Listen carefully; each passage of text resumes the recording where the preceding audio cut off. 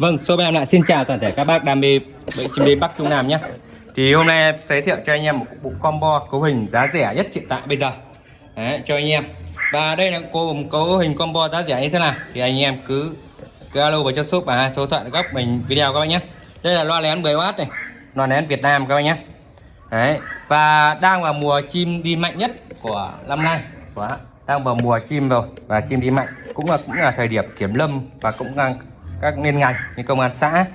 Thì các bác biết rằng hiện tại là cái này đam mê của chúng ta cũng là liên quan đến là chim trời cá biển nên cũng cấm, nên vì vậy là nhiều anh em lại bị thu đồ anh em nhé. Đấy, thì hôm nay giới thiệu cho anh em combo cấu hình rẻ, bỏ số tiền hợp túi tiền cho anh em đam mê mọi tổ quốc các bác nhé. Chiếc loa 10W bé nhỏ như này thôi cho chúng ta nhỏ gọn. Đấy, nhỏ gọn. Đấy, cơ bản nhất thì cái loa nhỏ gọn này cho anh em chúng ta giá lại đã rẻ rồi. Chất lượng âm thanh thì sao anh em vừa cảm nhận và cảm nghĩ. Đấy, một tiếng đây là tiếng vạc gửi cho một bác Thanh Hóa các bác nhé. Ở trong Thanh Hóa đang làm rất chi là căng. Đấy, nên vì vậy là bác cũng đòi hỏi một cấu hình vừa nhỏ gọn lại vừa đánh chim hiệu quả, lại giá lại rẻ hợp túi tiền cho anh em. Và đây là cấu hình ngon bổ rẻ.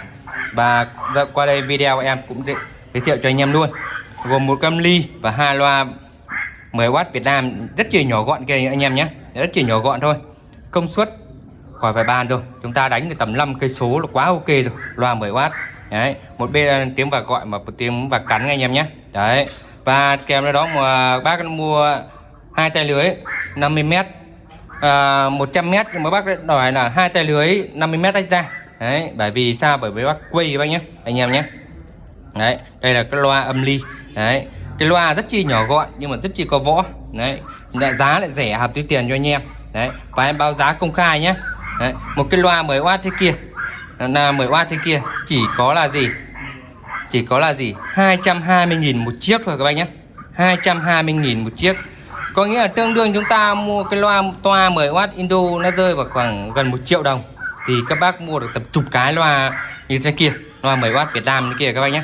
Đấy các bác nhé, chất lượng âm thanh thì không phải chê rồi, giá lại hay ạ, hợp túi tiền cho anh em. Đấy mà